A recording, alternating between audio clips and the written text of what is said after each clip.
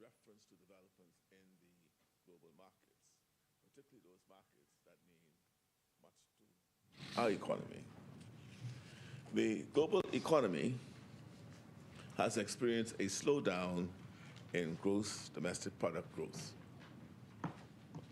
GDP growth, which is primarily attributable to a deceleration in advanced economies. This, in turn, has largely reflected ongoing and concerted efforts to implement tighter monetary policies as a means of reining in persistent and damaging inflationary pressures. As a result, we have witnessed a gradual decline in global inflation. Despite this general, rather muted global outlook, the economy of our major trading partner, the United States of America, posted real growth to the tune of 3.3% in the final quarter of 2023, and a slight lowering of the rate of unemployment to 3.9%. This stronger than expected performance was achieved alongside a decline in the rate of inflation to 2.4% during the quarter. The forecast for 2024 sees economic growth at 1.5%, attributed to the anticipated reduction in savings and tightening monetary policy by the Federal Reserve. Consequently, the unemployment rate is forecast to peak at 4.4% by the last quarter of 2024. These projections suggest a gradual moderation in economic activity in the United States over the coming years, influenced by both domestic and global dynamics. In 2023, the Bahamas experienced a robust economic rebound, primarily fueled by significant tourism inflows, leading to an estimated real GDP growth of 4.3%. This growth, while lower than the previous year's remarkable 14.4%, produced an unemployment rate below 9%. Inflation peaked in mid-2022. The current account deficit also narrowed to 6.2% of GDP, showcasing a positive trend in external balances. Preliminary indications suggest that the domestic economy maintained its growth trajectory in the latter half of 2023 at a gentler pace as economic conditions continue to normalize. Strong tourism performance was supported by increases in both air traffic and sea arrivals, reflecting continued demand for travel in our key source markets. As consumer activity expanded, so did inflationary pressures, albeit in a more subdued manner. Compared to recent experience, as measured by changes in the average consumer price index, at the end of November, prices, as well as domestic adjustments to the rise in global commodity prices. However, transport oil prices compared to the previous year. Madam Speaker, looking ahead to 2024, the economic outlook remains favorable. The risks we face as a developing small island nation, including the possibility of economic slowdowns in tourism source markets or costly, including measures to build fiscal buffers, as well as exploring investments in renewable energy infrastructure. Madam Speaker, I now turn to the fiscal performance for the first 6 months of the year. Preliminary total revenue collections are assessed at $1.3 billion, which represented a $43.8 million increase over the same period of the prior year. To date, revenue collections accounted for 39.2% of the annual budget target. Stronger collections are expected in the second half of this fiscal year, reflecting the cyclical nature of the fiscal year. In addition, the revenue yield in the second half of the fiscal year will benefit from new measures such as the increase of the Cruise Departure Tax and the new Business License Act. Now, this Business License Act introduces new fees for international business companies for the first time. We have not forecasted any major uplift as IBCs, by their very nature, are mobile. Madam Speaker, I'll share some key highlights. Tax revenue collections improved by $72.9 million and stood at $1.2 billion for the first 6 months of the fiscal year.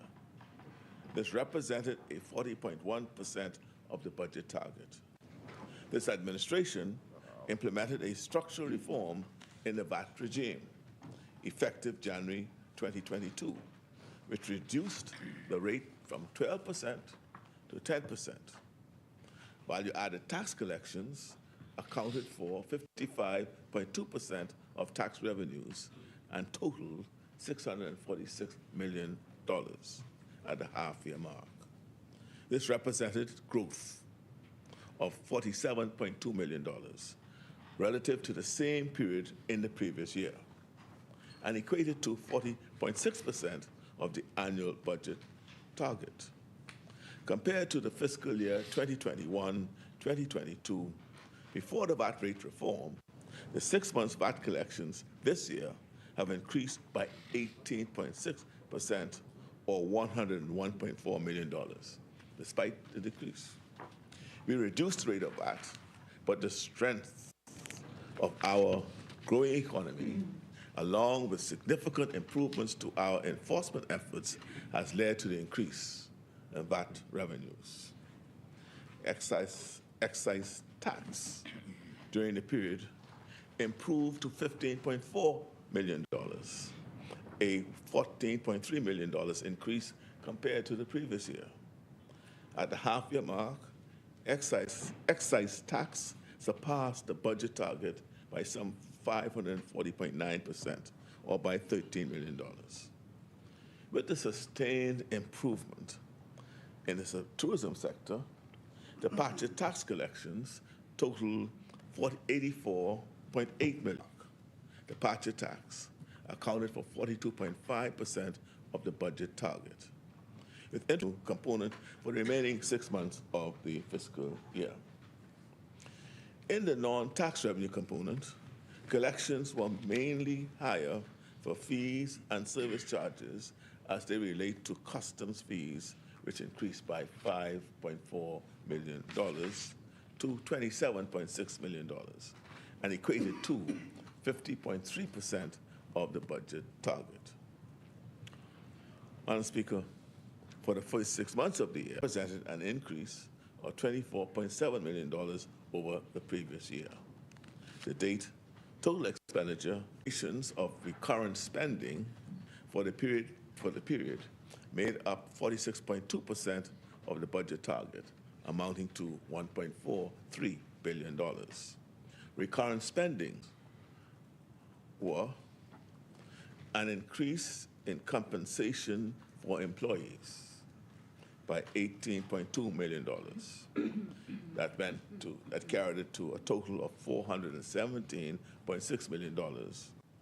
That represented 48.8% of the budget target.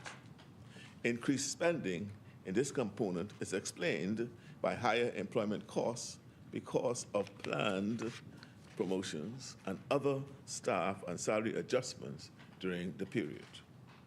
Public debt interest payments increased by $20.2 million to $301.1 million and equated to 49.1% of the budget forecast.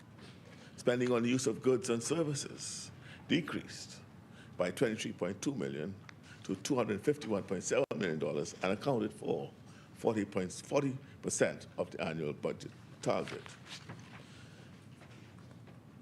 Madam Speaker, direct COVID-related spending during the period significantly eased to $1 million, a contraction of 78.2% relative to the same period in the previous year. Social assistance spending, on the other hand, rose by 44.3%, reflecting the government's broader objective of providing enhanced assistance to households. Madam Speaker, capital expenditure for the first half of the fiscal year totaled $134.1 million, a $16.2 million increase over the same period in the previous year. Capital expenditure accounted for 36.8% of the annual budget target. It is expected that there will be increased levels of capital expenditure in the latter half of the year, as several important projects are currently being carried out. These projects, primarily focusing on repairing educational facilities, improving Family Island airports and road infrastructure, and undertaking various other initiatives that will contribute to the growth and development of our nation. Key capital expenditure during the period included investments in other structures, which amounted to $40.7 million, representing an increase of $15.5 million over the previous year. This spending component, Madam Speaker, accounts for 37.1% of the budget target and includes school repairs and rebuilding, including schools such as Government High, D.A. Thompson Junior High, and Uriah McPhee Primary School.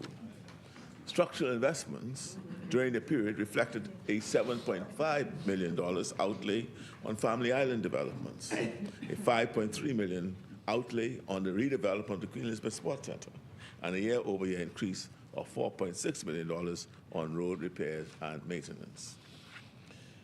During the period, the government experienced a net deficit of $258.7 million, which represented a decrease mark in this fiscal year.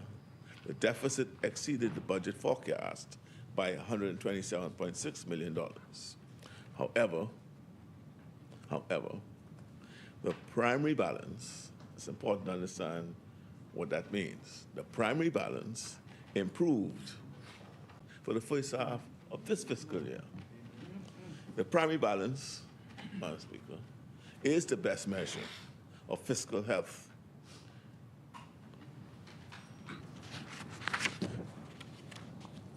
And it is expected to continue in that fashion. That is. Yes, and then making sure it's a cash. It's still, when people talk about EBITDA in the corporate world, in the private world, that's what it. Madam Speaker, as a result of net borrowing activities, central government debt increased by $156.9 million to $11,428 million. I prefer to say $11.4 billion.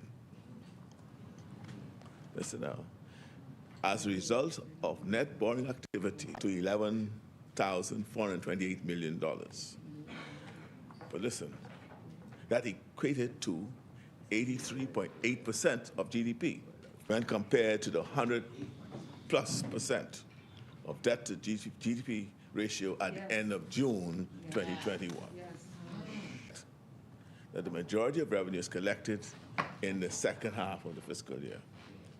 I will now detail some obligations that were still outstanding at the end of. I also want to note that these bills are provided for obligations that were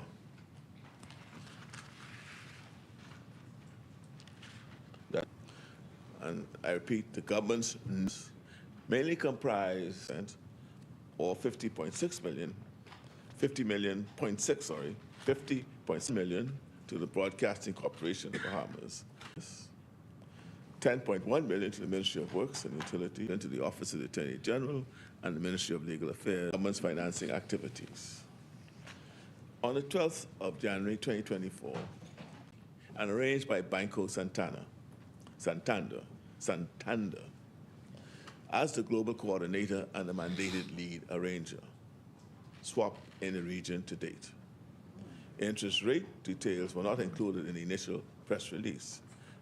And we are able to share that the IDB's first loss guarantee solution allowed the Bahamas to close this transaction at what they call the Secured Overnight Financing Rate, or SOFR, S-O-F-R. This margin, together with the IDB guarantee fee, was equivalent to nearly 400 basis points for the first interest period, which ends, that is the Secured Overnight Financing Rate, which replaced the old LIBOR as the benchmark.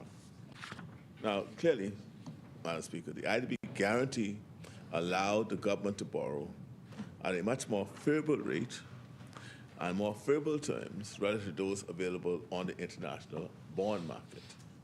Like any other financing transaction, this deal also featured the lender with the best pricing proposal, and quotes were solicited in respect of other professional services.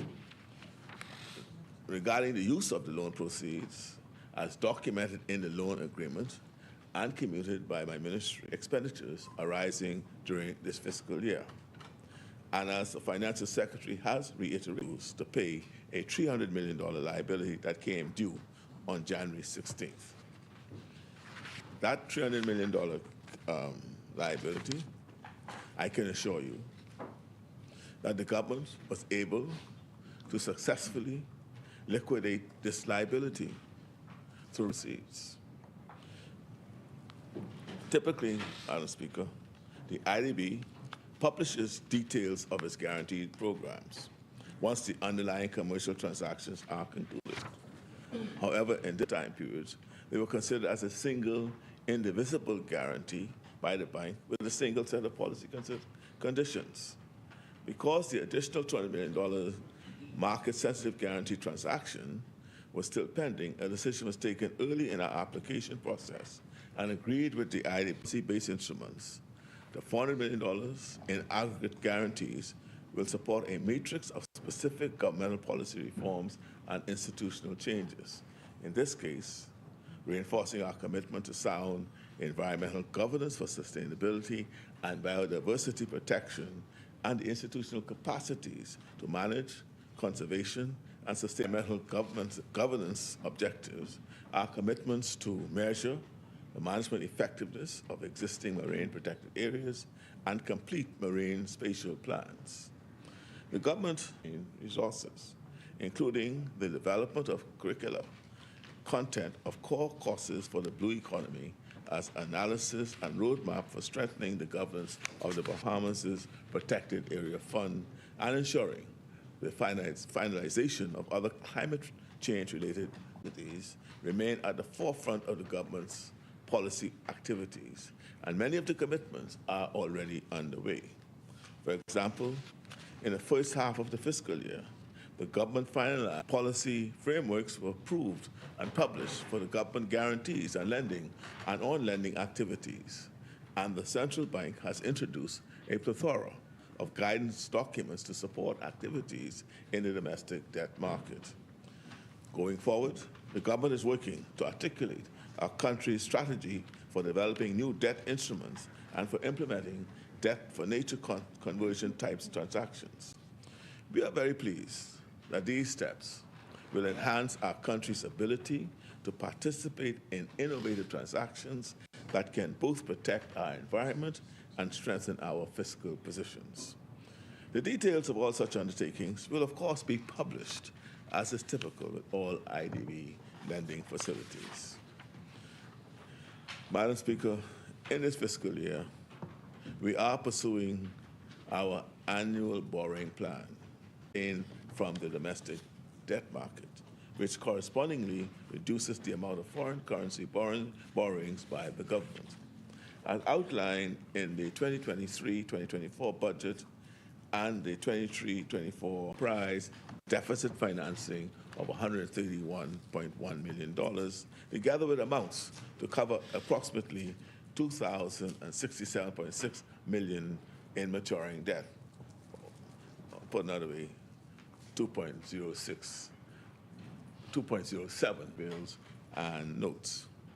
Regarding how we anticipated meeting these requirements, On the external side, we programmed borrowing $700 million from banks and a combination of 290, and the projected uptake from domestic sources was targeted at 1,202.8 million, or 1.2 billion, to be derived from 967 of the SDR short-term facility from the central bank. As at mid-February 2024, the government's financing mix, $500 million IDB guaranteed commercial facility,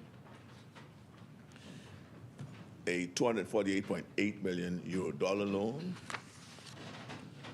$13.6 million, extension of the 235.5 million SDR facility with the central bank, refinancing of $335.5 million in maturing bonds, new $9 million in short-term debt, treasury bills, and advances from the central bank. That is the mix of our debt. $1 million CDB policy loan, refinancing of the remaining maturing bonds with new issuance and rolling over existing short-term debt. Madam Speaker, the latest credit opinions gave the Bahamas a stable outlook due to continued growth, mainly attributed impact. Another assessment shortly, and we'll see what the outlook is at that time. I now turn to a brief discussion of fiscal risks and what I call mitigation measures. Fiscal risks refer to the exposure of public finances to unexpected or unlikely events that could lead to fiscal outcomes deviating from microeconomic and fiscal targets. Natural disasters, for one, have devastated the Bahamas in the past and pose an ongoing threat to our country, and especially to our fiscal sustainability.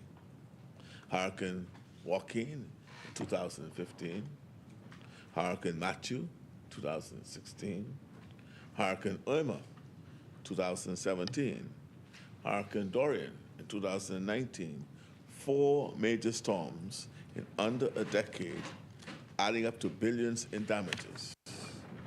This is why we have worked so hard to stand up for the Bahamas, a tiny fraction of global emissions, yet face the existential threat posed by rising seas and more intense hurricanes. And this is why we are investing in our preparation. The Bahamas has invested in disaster insurance and maintains a contingent credit line for rapid financing in the event of a disaster. We are taking additional steps, which I will detail later in this communication, to strengthen our country's readiness. Madam Speaker, we are engaging in other initiatives to reduce our employees to ensure that all can benefit upon retirement, which helps to limit the risk associated with future pension liabilities on the government. Public consultation on the draft legislation for the creation of a contributory pension plan for all public sector employees provides significant social benefit and support Bahamians across our archipelago, but continue to require strong support from the public purse. There are some activities which are unlikely to turn a profit, but still are deemed important to the culture, character, and quality of life of a nation.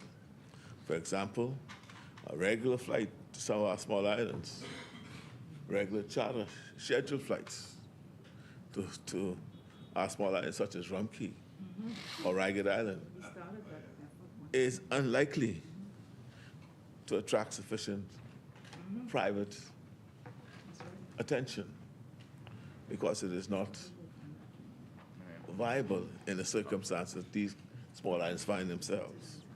You know, this is a major reason we have our national flag carrier, Bahamas Air, whose flights across our archipelago is to support our national development and connectivity. Similarly, you know, the Broadcasting Corporation of the Bahamas is able to assert that when it comes to the Bahamas and the reach of their coverage, only the sun covers the Bahamas better than ZNS. We do not believe SOE should be shut down or privatized.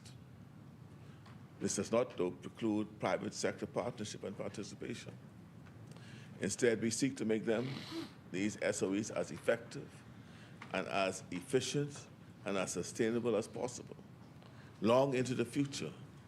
And the goal is to make them as profitable as well, where practical.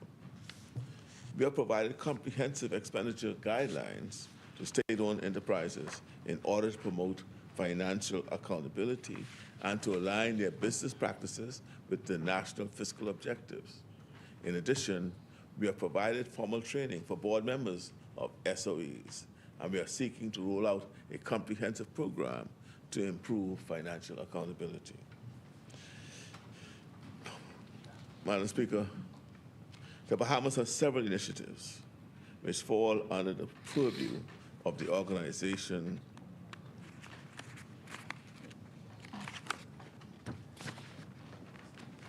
the OECD, Organization of the Economic and Cooperative Development, the Financial Action Task Force, and the European Union.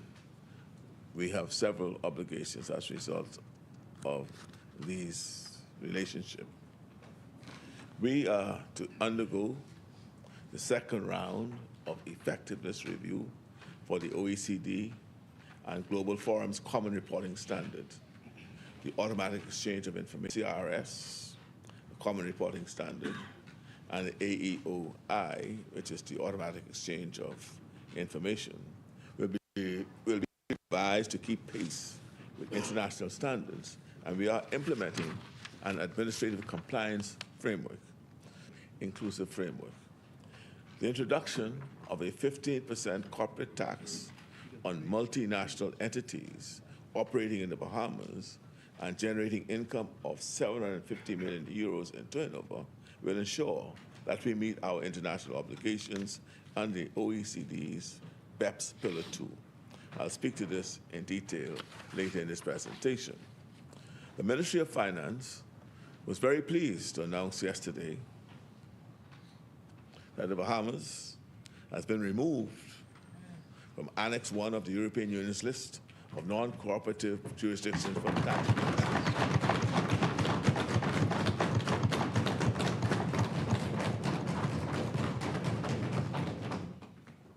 Okay, Chair, to you. We are no longer on that list.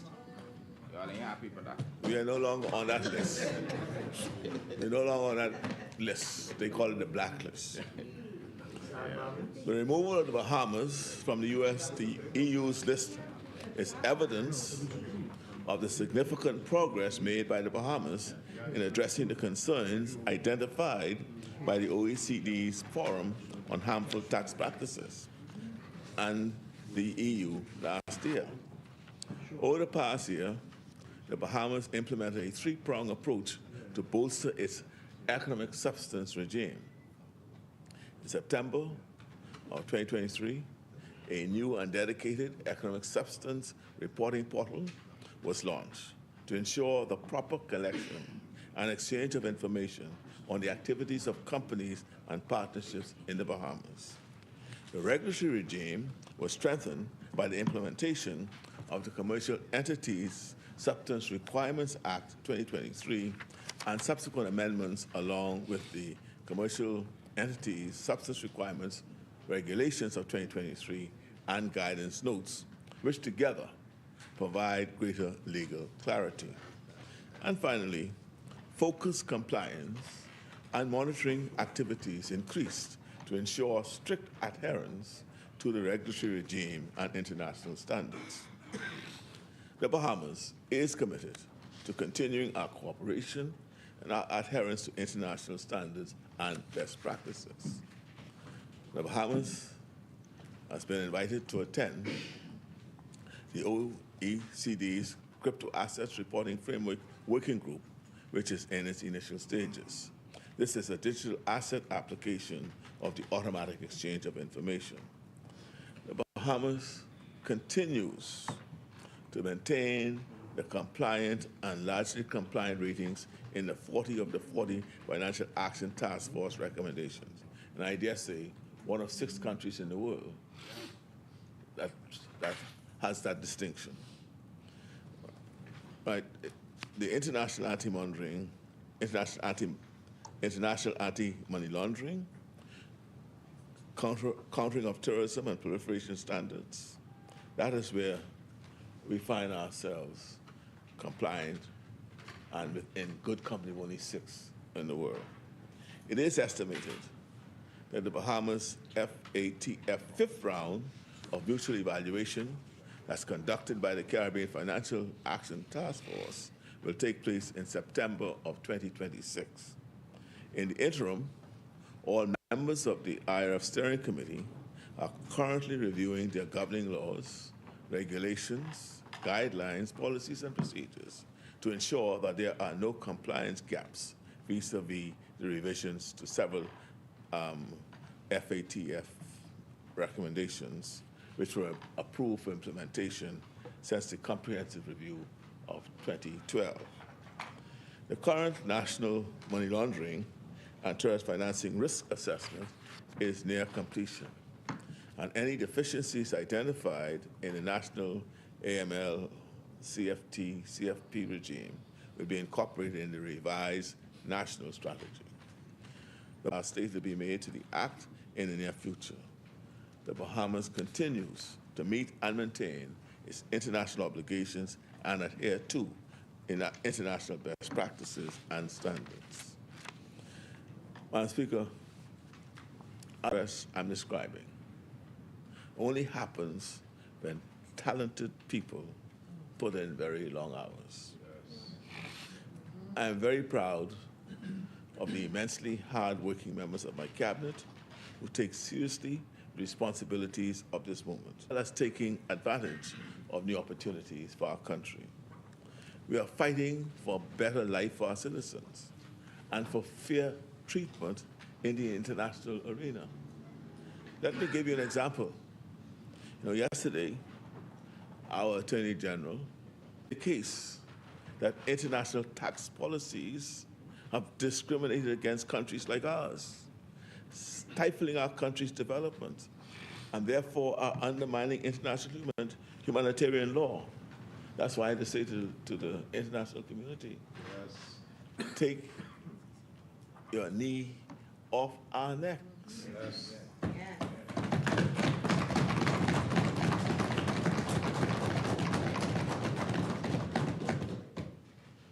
So our Attorney General is at the UN carrying a message. He stood up for the Bahamas and described how arbitrary policies devised in capitals thousands of miles from ours were contributing to our country's economic disenfranchisement.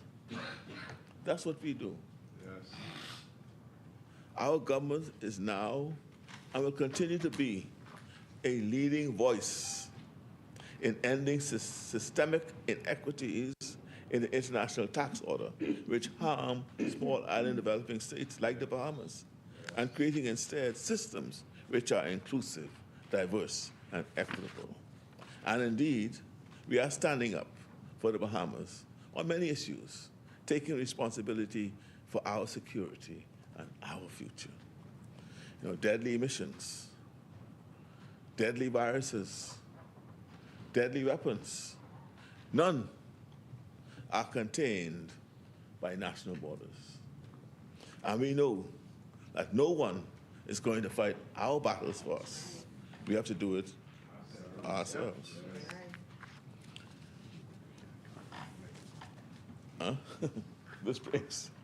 This brings us to an update on our government's key policy priorities set out in our 23-24 budget. The policies and investments in this budget reflect our conviction that in order to build enduring and inclusive progress, in order to build a better today and a better tomorrow, we must grow stronger. National, economic, and personal security are central to this budget. I will begin by describing how we are moving forward out of the fiscal crisis we inherited. I'll begin by describing how we are moving forward out of the fiscal crisis we inherited. Madam Speaker, this administration has been working tirelessly to achieve the financial goals set forth in the 2023-2024 budget and the Public Finance Management Act of 2023. We have implemented multiple revenue enhancement measures in order to secure the achievement of revenue as 25% of GDP over the medium term. At 25%, the yield of the revenue system will be sufficient to fully finance both recurrent and capital expenditure, while also leading to the gradual elimination of the annual deficit. And fiscal headroom will give the government flexibility to deal with unforeseen eventualities. In July, Madam Speaker, 2023, the Ministry of Finance's Maritime Revenue Enhancement Task Force Unit began the process of combating excessive revenue loss in the maritime industry. This task force is strengthened by the Ministry of Finance's collaboration with the Royal Bahamas Police and Defense Force. This collaborative effort seeks to recover and one example. We discovered a foreign yacht company with more than 50 vessels, which had not paid any fees for 2 full years or more, which began in Bimini and has expanded to Abaco, the Berry Islands, Texoma Keys, and it's continued to expand. Madam Speaker, notable progress has been made over the past few months. An online platform was introduced into the port departments in Abaco and the Berry Islands, as well as the administrator's office in Great Harbor Key. The platform enables these offices to receive credit cards and bankers' check payments along with cash payments. The Maritime Revenue Enhancement Task Force was able to collect $1.2 million in maritime revenue in just the first 3 months of operations. Again, Madam Speaker, effort to collect what is due out there. Now we have the large taxpayers unit that has been established in the Department of Inland Revenue and focuses on compliance for businesses making the revenues of more than $5 million per year. Bahamas know that too often some who can't afford to pay have simply ignored their tax bills. We make no apology. We make no apology for asking our country's largest businesses to be accountable for their tax obligations under the law. So, Madam Speaker, recently, the Department of Inland Revenue experienced challenges while upgrading of the tax portal. I'm happy to report that these issues have now been resolved. The Department of Inland Revenue stands out among its peers in the Caribbean for the volume of businesses that we're able to conduct online. However, there's still room for improvement. The ministry is developing a strategy for a One Tax Bahamas portal. This implementation, the implementation of the strategy will require a significant investment in technology and human resources, an investment that will pay dividends many times over once we improve efficiencies for government and taxpayers alike. I hope we have been clear that we are committed to fiscal strength and more particularly to fairness. This brings us to the Qualified Domestic Minimum Top-Up Tax, or QDMTT, part of the OECD Pillar 2 tax framework. Qualified Domestic Minimum Top-Up Tax, which is part of the OECD Pillar 2 tax framework. This is a tax that affects only multinational enterprises earning more than 750 million euros annually. This is a tax that affects only multinational enterprises earning more than $750 million euros annually. We are talking about very, very big companies. The qualified domestic minimum top-up tax is a way to make sure that these very big companies pay at least a minimum amount in taxes on their profits in every country where they do business. The implementation of Pillar 2 in the Bahamas would unlock a new revenue source, with initial estimates expected to exceed more than $140 million annually. Might I add here, Madam Speaker, that if we do not implement this Pillar 2 tax, that multinational entity that is doing business in the Bahamas, if we don't collect it here, they'll have to pay that same tax in their home jurisdiction. And many of the multinationals are doing business here before they pay us in the jurisdiction in which they are operating. And so we are thankful for our collaboration with those who are in this space. And yeah, very gracious. In this respect, Madam Speaker, we have two interrelated goals: to make sure the Bahamas captures the tax revenues of these very large multinationals doing business here, and to use the fiscal space created by the new revenue to among other things, provide substantial relief for Bahamian taxpayers. We have issued, Madam Speaker, a consultative green paper on corporate income tax strategies for the Bahamas, and engage in extensive bilateral discussions with various in-scope companies for Pillar 2 in our jurisdiction.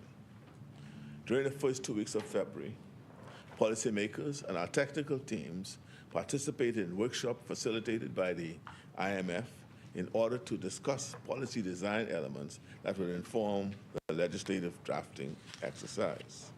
The goal is to have draft legislation available by the end of May 2024, at which time we will meet to present the budget proposals for the upcoming 2024-25 fiscal year. We hope to speak to that during the budget period. We intend to issue the draft for public consultation over the summer months, that is the legislation that we'll have ready by May, and then move to finalize the documents for submission to Parliament right after the summer recess. We are reviewing options that will entail the Pillar 2 multinationals accruing those taxes for 2024 in the Bahamas.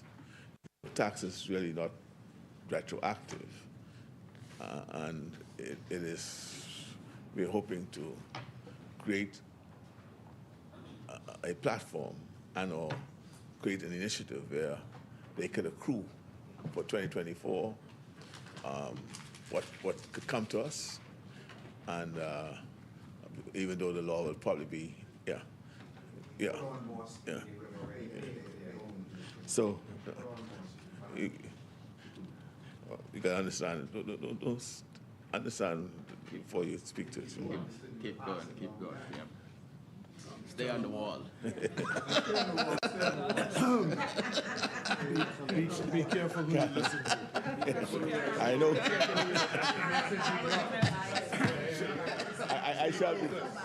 I shall be careful who I listen to. I know here there has been a lot of discussion regarding a corporate income tax for domestic companies. And I think it's important that we appreciate our position here. There has been a lot of discussion regarding a corporate income tax for domestic companies with revenues above a certain threshold. However, we believe that currently addressing only Pillar 2 multinational enterprises is a proper approach. We're not dealing with domestic companies at this time. Any consideration of a wider business income tax would only happen if it is more equitable for the Bahamian businesses and will only be done after proper consultation with considerable lead time in order for Bahamian businesses to properly prepare. Madam Speaker, I am pleased to report that considerable progress is being made in improving our tax system. Let's take real property tax, for example. I want to note that the vast majority of back taxes are owed by foreign property owners. This is not an issue affecting most Bahamians. For real property tax, I can report that billings are now in excess of $340 million, compared to less than $250 million at the beginning of this term. This translates into a higher expected tax yield. In addition, the department has accelerated in its property collection efforts, inclusive of the use of the power of sale for foreign-owned and commercial properties. When it comes to VAT, customs, and business license enforcement, the results so far have been impressive, as the work of the unit has uncovered multiple and significant instances of tax avoidance, which may not, we have uncovered that. Within just the last 3 months, for example, the government has seized over $400,000 in cash and close to $1 million in alcohol, part of a large alcohol smuggling operation. Our efforts against alcohol and tobacco smuggling are intensifying. In fact, it is believed that the country loses close to $100 million a year through alcohol and tobacco smuggling. Thus, we are committing significant resources to combat this source of revenue loss. Our efforts as well have discovered numerous tax avoidance schemes which we are actively combating through audits and investigations. We have noted that the potential loss in this area is yet another $100 million. The ministry is also working, and Madam Speaker, they dubbed me, he said I'm the tax collector, but the government only wants what the law requires them to pay and what is due, and we're going to enforce it. Yeah. No, they won't.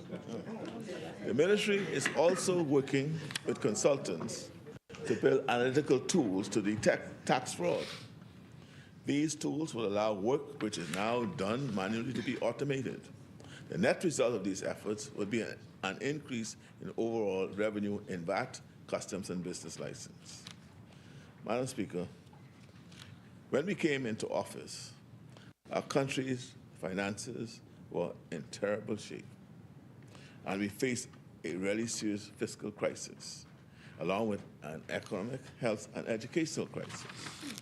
Thanks to the right rescue and recovery and growth policies and the hard work and ingenuity of the Bahamian people, and I wouldn't forget God's grace above all, we have come so far since those dark days.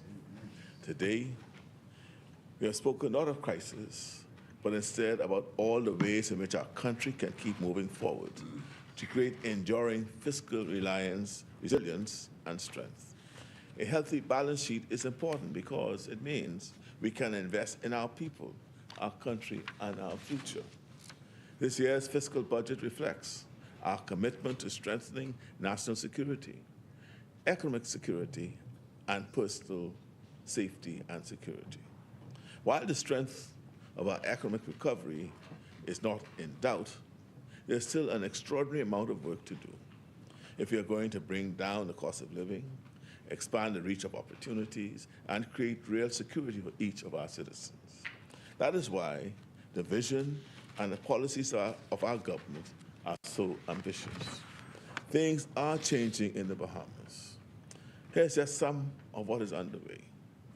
A new energy policy and an expansion of renewable energy, including microgrids and an emphasis on engaging local firms and building local professional capacity.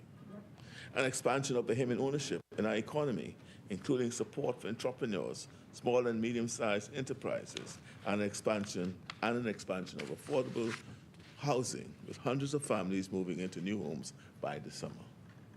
A modern and award-winning specialized tourism product with new investments across our archipelago and major visibility and branding campaigns in New York, Florida, UK, Los Angeles. Progress on redeveloping downtown Nassau, long overdue. New commitments to education, including a parental engagement unit, more teacher training, modernizing the curriculum. Classroom enhancements, improving school attendance, right? The breakfast program for our young, and using the Renaissance testing results to design individualized support for students. An expansion of technical and vocational training, including certification at the high school level. An Empower Grand Bahama program, in which collaboration has led to safer communities. And CoLab Grand Bahama, which fosters partnerships between the government and the private sector to bring change and progress to Grand Bahama. Major upgrades to our health infrastructure. More support for our athletes and sports programs. We are on track. The PAVE 60 program I spoke of, which is already giving thousands of our children breakfast in their primary schools and is ready to expand. New classes, camps, lessons, and programs at our urban renewal centers.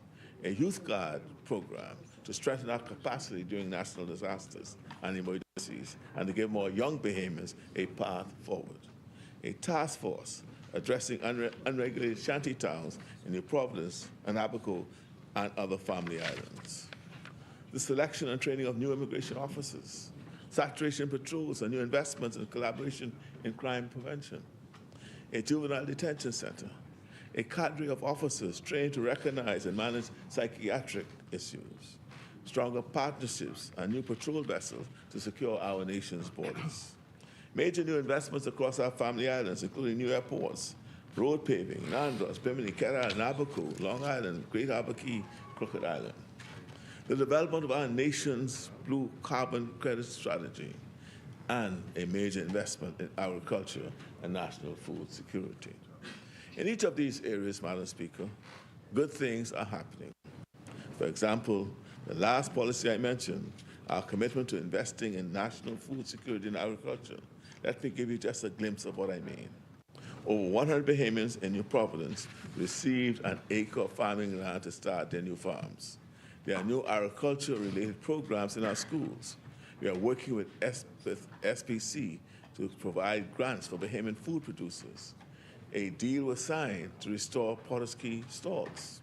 We have a new food safety technology, and there is a new feed mill for BIC, the first in 40 years. I know it can take time before progress on some of these policies become visible, but I feel confident. I feel confident that my energetic team will make sure everyone is included in our national progress. Madam Speaker, this is a budget that reflects core Bahamian values. We believe our school children are full of promise, and we don't want them to start the day hungry. We believe everyone deserves to live in a safe home and a safe community. We believe in the strength and ingenuity of our brothers and sisters. We believe that if we create the opportunities, young Bahamians will choose to build their lives, raise their children, start their companies, and contribute to their expertise right here at home. This budget makes new investments toward these goals and many others. There is, Madam Speaker, Madam Speaker, so much more to do. And with God's grace, we'll continue forward, onward, upward together. And I'm on top of this wall. I ain't coming down now.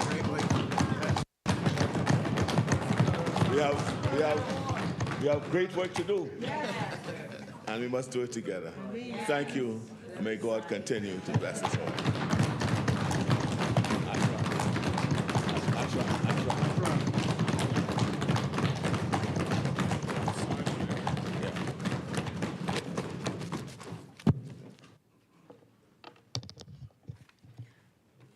Thank you, Honorable Member. Order that communication be brought up.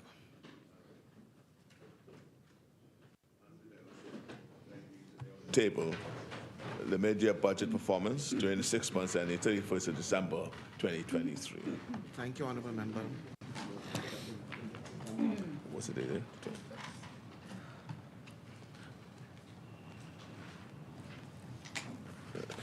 Right here.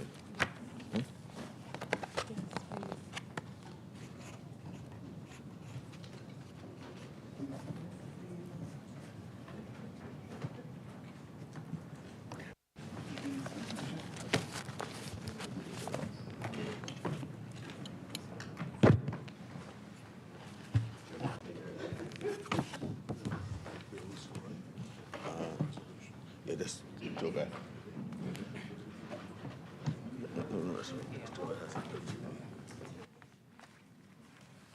All order that the documents do lie on the table. Further communication by ministers? The communications by Minister. Thank you, honorable member. Communications by the clerk? Messages from the Governor General? Okay. Madam Speaker, I beg leave to report delivery of messages numbers 6 and 7 to the Honorable the Senate. Thank you. Messages from the Governor General? Messages from the Senate?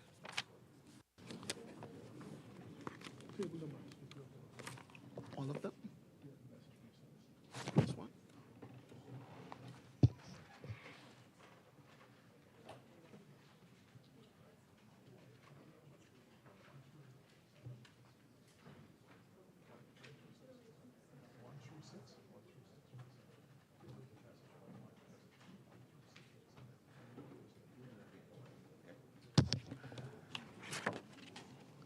I would like to table the messages from the Senate, messages 1 through 6. Order that the documents do lie on the table.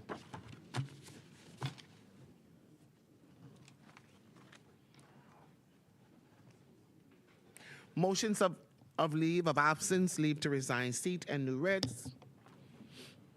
Presentations of petitions. Presentation of reports of committees. Adoption of reports of committees. First reading of bills. The chair recognizes the honorable member for Elizabeth. Thank you, Madam Speaker. Madam Speaker, I beg leave to introduce and have read for the first time a copy of the following: a bill for an act to amend the Water Skiing and Motorboat Control Act, a bill for an act to amend the Boat Registration Act. Thank you. Oh, sorry, yes. Thank you, honorable member. Order that the document be brought up. Is there a seconder? Seconded. Thank you, honorable members.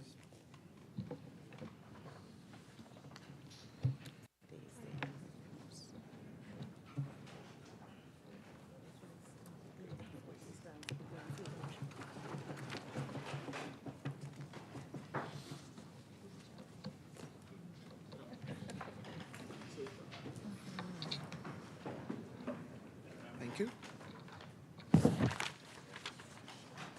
It has been moved and seconded that the following bill be read for a first time. A bill for an act to amend the Water Skiing and Motorboat Control Act. As many are in favor will remain seated. Those opposed will stand. The motion is carried. Order that the bill be read for a first time and tabled.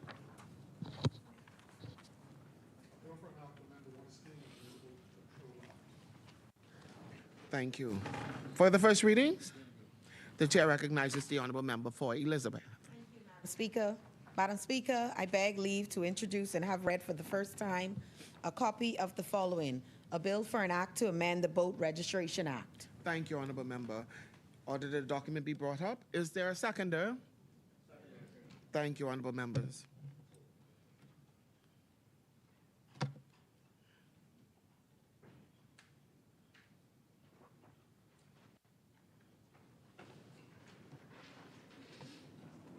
Thank you. It has been moved and seconded that the following bill be read for a first time. A bill for an act to amend the Boat Registration Act. As many are in favor will remain seated. Those opposed will stand. The motion is carried. Ordered that the bill be read for a first time. For the first readings? First readings. Thank you, Honorable Member. Second reading in Committee of Bills? No second reading. Thank you, Honorable Member. Committee of the Whole House? Third, Honorable Members, the Senate has proposed an amendment to the bail amendment bill. I would like to bring it to the attention of this Honorable House at this time. And it reads, Message to the Honorable Speaker and members of the Honorable House of Assembly from the Honorable President and Honorable members of the Senate. The Honorable Senate acquaints the Honorable House of Assembly that they have passed the following bill, accompanying message number 8 from the Honorable House of Assembly dated 7th of February, 2024. Bail Amendment Bill 2024. Clause of the bill, amendment to be made at the end of N9A3, add for all purposes other than enforcement against the accused and curators. Read this day, dated 12th of February, 2024. Madam Speaker, I wish to move that the amendment by the Senate be adopted. Thank you, Honorable Member. Is there a seconder? Thank you, Honorable Members. It has been moved and second that the following amendment be agreed. As many are in favor will remain seated. Those opposed will stand. The motion is carried. The following amendment has been agreed. It's been adopted and agreed. Order that the document due on the table. You're moving too slow today. What's going on? Move with me. Move with me.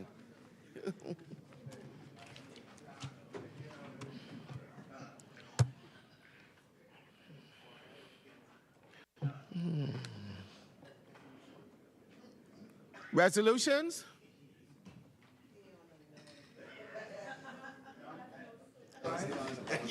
Man, they stay on the wall, not the fence. Member statements?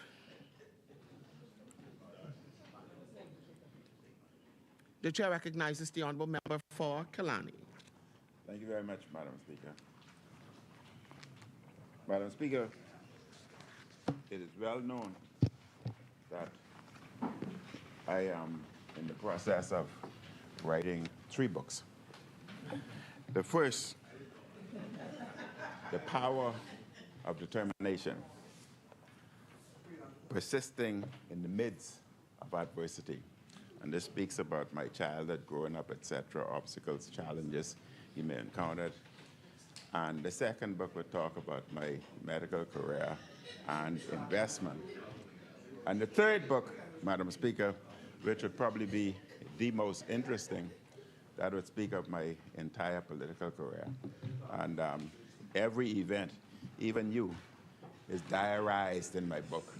And therefore it's very easy to bring those to fruition. But Madam Speaker, Miles Monroe has always said, and I think this is very important, that the wealthiest place in the world is the graveyard. And that's where all the history is buried, and all the visions and ideas and future goals are buried. And he believes that every individual should, rather than allowing history to be buried, to bring it forth so that others can learn from history and subsequently further develop our country. So I want to present this book to you, Madam Speaker. I can present it here, but I would not want to be deprived of having a personal photo with you with the book, so that can be done afterward. But with your permission, I would read what I have written in the book to you. Thank you, honorable member. To